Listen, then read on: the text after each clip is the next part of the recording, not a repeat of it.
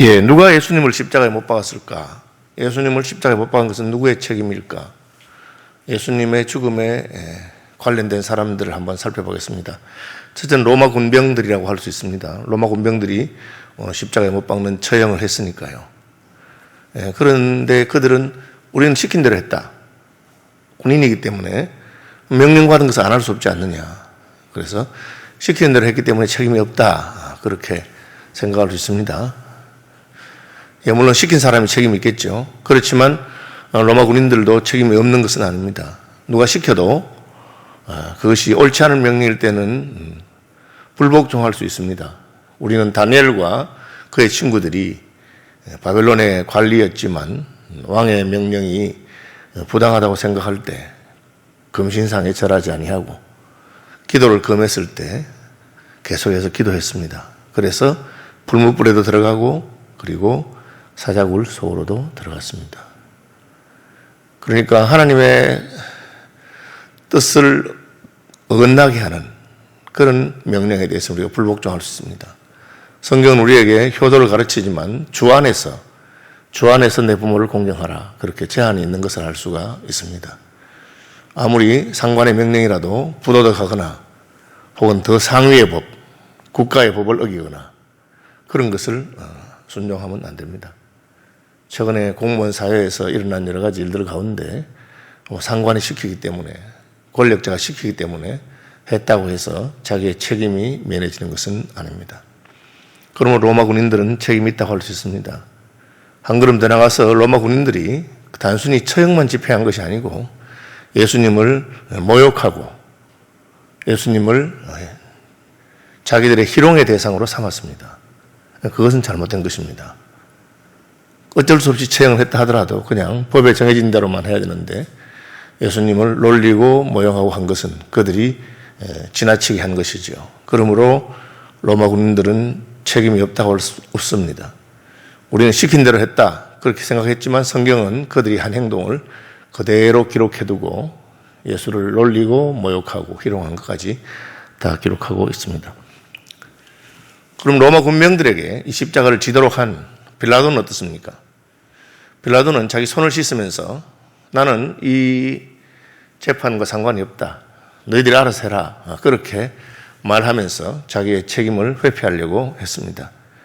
그러나 그도 책임이 있습니다. 그는 자기가 생각할 때 예수가 어려운 사람이라고 죄가 없다고 그렇게 생각하고 그렇게 말했습니다.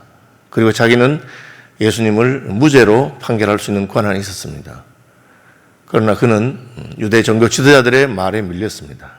그래서 예수를 십자가에 넘겨두도록 합니다. 오늘 본문에도 보면 그들이 예수를 맡음에 유대인들에게 너희들이 알아서 해라. 내가 군인을 줄 테니까. 마치 그렇게만 하면 자기는 책임이 없는 것처럼 그렇게 생각합니다. 그러나 그렇지 않습니다. 그 자리는 그런 자리가 아닙니다. 대통령이 나는 몰랐다. 밑에 사람들이 했는가 보다. 그렇게 한다고 해서 그 책임이 면해지는 것은 아닙니다. 그 자리는 책임을 지는 자리이기 때문에 그렇습니다. 그가 너희가 종교법으로 어떻게 하든지 난 모르겠지만 내가 볼 때는 이 사람이 무죄이기 때문에 이 사람을 재판하거나 이 사람을 심판하는 것을 내게 요구하지 말아라. 그렇게 강하게 말할 수 있을 것입니다. 그러나 그는 그렇게 하지 않았습니다. 왜? 자신의 정치적인 이유 때문에 그렇습니다. 그래서 사도신경은 빌라도가 책임이 있는 것처럼 본디오 빌라도에게 고난을 받아 십자가에 못 박혀 죽으셨다. 그렇게 말합니다. 우리는 우리가 책임 있는 자리에 선다는 것이 얼마나 두려운 것인가를 알아야 합니다. 그래서 심지어 교회의 직분을 말하면서도 너희는 많이 선생이 되려고 하지 말아라. 선생된 자에게 더 큰 책임이 있을 것이다. 그렇게 말하고 있습니다. 그것이 선생의 책임입니다. 그리고 목사는 교인들의 영적인 상태에 대해 책임이 있고 당회는 교회 일에 책임이 있는 것입니다. 우리가 그렇게 하라고 한 건 아니에요. 내가 직접 개입한 건 아니에요. 자기들이 그냥 그렇게 했어요. 라고 말하면 안 됩니다. 부모는 자식에게 책임이 있고 스승은 제자들에게 책임이 있는 것입니다. 상전은 종들에게 책임이 있습니다. 그 다음에 빌라도에게 가서 사형 판결을 받아낸 로마의 유대인들, 종교 지도자들 어떻습니까? 그들은 예수님을 죽인 것은 우리가 아니라 로마의 권력이다. 빌라도가 사형 언도를 했다. 그런 말을 듣고 싶어 했습니다. 그래서 그냥 율법대로 돌로 쳐 죽이든지, 이 사람은 율법에 의하면 신성모독을 했고 하나님의 아들이라 했기 때문에 죽여야 된다. 그렇게 했습니다, 자기들이. 가늠하다가 현장에 잡힌 여자를 데려와서 돌로 쳐 죽여야 한다고 말했고요. 스데반 집사님을 실제로 돌로 쳐 죽였습니다.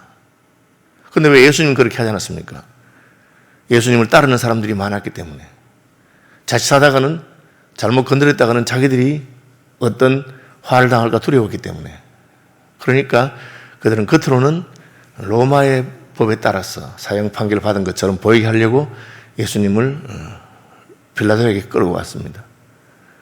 그러나 사실은 예수님 뭐라 하시느냐, 11절에 그러므로 나를 내게 넘겨준 자의 죄는 더 크다 하시니라. 11절 그렇게 말합니다. 왜? 빌라도에게 너도 잘못이 있지만 그러나 나를 넘겨준 자의 죄가 더 크다, 그렇게 말합니다. 여러분, 형식적으로 내가 직접 결정하지 않은 것이 중요한 건 아닙니다. 어떤 의도를 가지고 있느냐. 예수님을 제거하고 싶어 합니다. 예수님을 죽이고 싶어 하고, 예수님이 사라지면 나는 마음대로 행동할 것처럼 그렇게 생각한 것입니다. 그것을 예수님은 너희 죄가 더 크다, 그렇게 말합니다. 형식적으로는 유대인들이 책임을 회피할 수 있을지 모릅니다. 그러나 하나님은 형식을 보지 않고 중심을 보십니다. 너의 마음이 어땠느냐? 너의 마음이 예수를 어떻게 했느냐? 수단과 방법을 가리지 않고 예수를 해치고 싶었습니다. 다만 예수님을 해친 것 때문에 자기들이 손해보기는 싫었다, 그런 겁니다. 어떻게 하면 나는 빠지면서 예수를 죽일 수 있을까? 그래서 자기들이 형식적으로는 빠져나왔지만 예수님은 너희들의 죄가 더 크다, 그렇게 말하고 있습니다. 그렇게 나가게 된다면 가룟 유다를 우리는 생각할 수 있습니다. 예수님을 팔아먹은 것이죠. 가룟 유다가 직접 예수님 챙에 개입하지는 않았습니다. 그러나 그는 선생님을 은삼십에 팔았습니다. 그리고 그는 그 죄를 성경에 기록되고, 예수님이 유다에게 인자는 자기 길로 가지만 너는 차라리 나지 않는 게 좋았을 것 같다. 왜 그렇게 하느냐?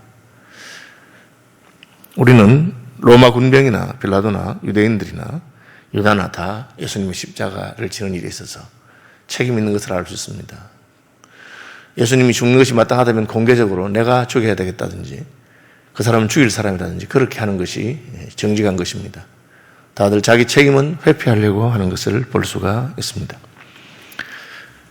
예수님은 내가 지금이라도 12사단급 되는 사단급의 그 군대를 데리고 와서 이 사람들이 나를 못하게 할 수 있을 것이다, 그렇게 했습니다. 그럼 이것은 힘의 문제가 아닙니다. 이것은 의도의 문제입니다.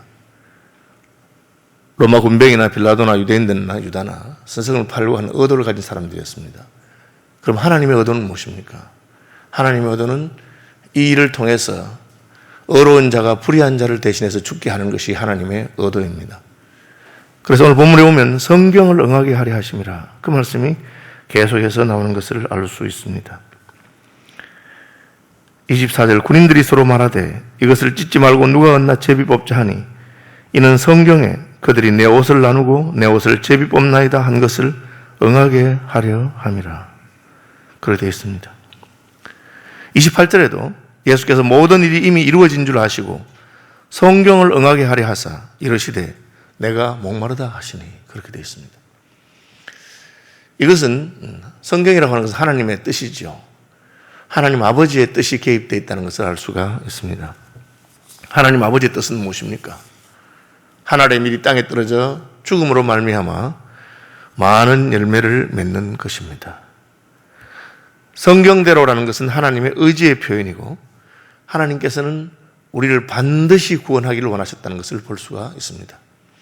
비록 아담이 잘못하고 비록 우리가 잘못해서 우리는 하나님의 사랑을 받을 만한 자가 아니고 지옥 형벌을 받아서 마땅한 자지만 하나님의 한량없는 사랑은 우리를 구원하기를 원하십니다.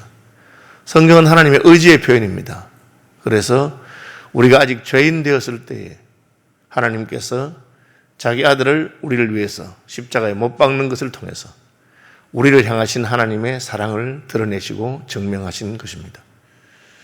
그러므로 예수님의 십자가의 한편에는 로마 군병들이나 빌라도나 유대인들이나 가룟유다와 같이 하나님을 대적하고 하나님을 배반하는 자들이 있지만, 반대편에는 우리를 사랑하시고 우리를 구원하고자 하는 하나님의 의지의 개입이 있는 것을 알 수가 있습니다.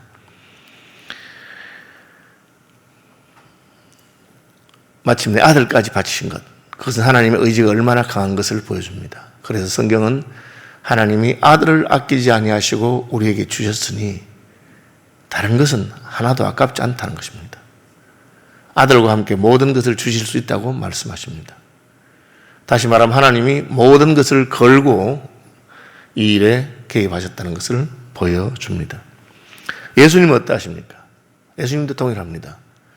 내가 그렇게 하지 않는다면 이루어지리라고 한 성경이 어떻게 이루어지겠느냐? 하나님 아버지의 뜻은 반드시 이루어져야 한다고 예수님은 믿고 순종하셨습니다. 왜? 하나님 아버지의 뜻이 옳기 때문에. 하나님 아버지의 뜻대로 해야만 우리의 구원이 이루어지기 때문에. 그렇게 하지 않고는 우리가 구원받을 다른 길이 없기 때문에 그렇게 하신 것입니다. 그것이 하나님의 의지입니다. 무엇입니까? 죄인을 향한 말할 수 없는 크신 사랑입니다. 같은 십자가의 죽음을 두고 자신들의 유익을 생각하면서 책임을 회피하면서 어떻게 예수님을 해치려고 한 한쪽의 흐름이 있고, 다른 반대편에는 자기 아들을 죽이더라도, 내가 십자가에 못 박혀 죽는다고 하더라도 하나님의 사랑과 하나님의 뜻을 성취하고자 하는 하나님의 개입이 있습니다. 이 일을 위해서 하나님은 예수님 보내셨고, 예수님은 죽기까지 순종하셨고, 성령님께서는 십자가에 가는 그 걸음까지 예수님을 도우시는 삼위일체 하나님의 개입이 있었던 것입니다. 결국 이 모든 일은 무슨 일 때문에 일어난 것입니까? 그것은 우리의 죄 때문에 일어난 것입니다. 우리가 범죄했기 때문에 십자가에 죽으셨습니다.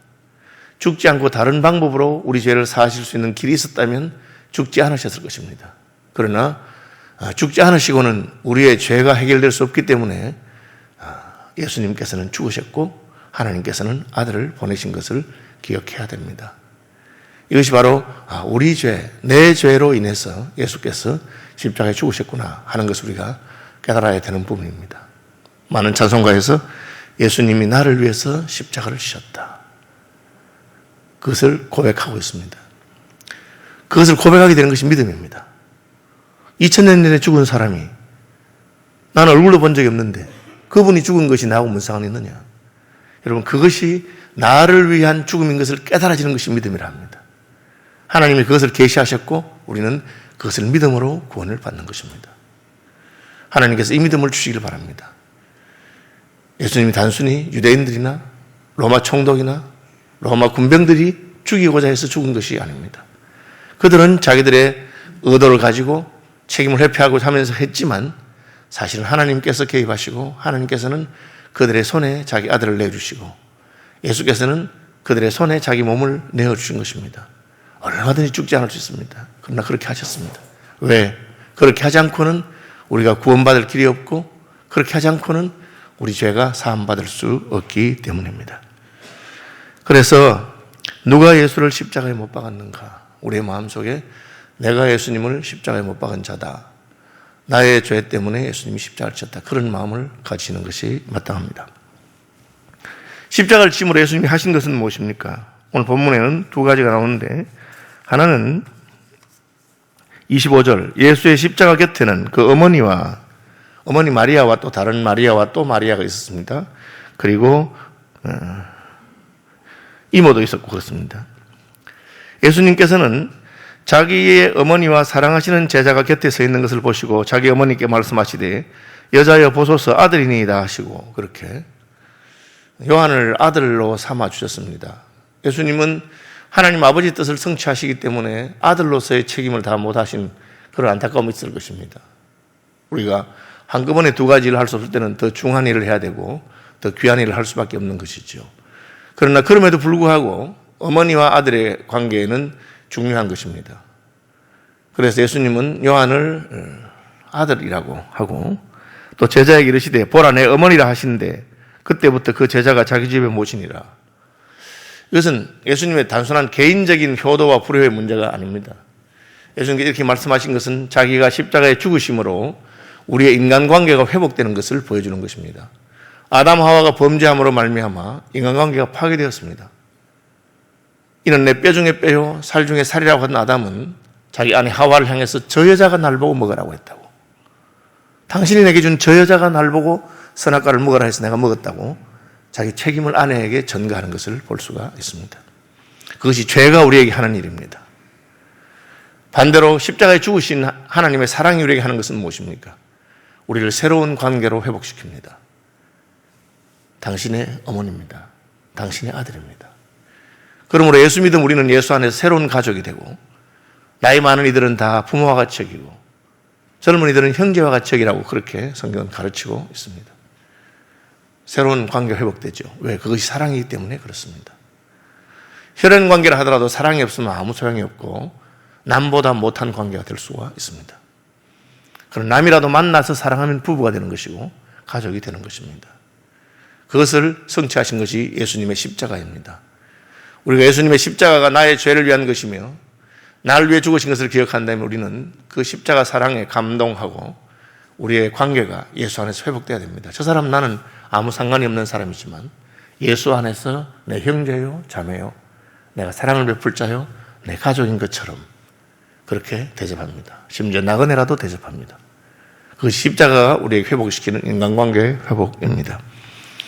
그리고 마지막으로 예수님께서는 이 모든 일이 이미 이루어진 줄 아시고 내가 목마르다. 그리고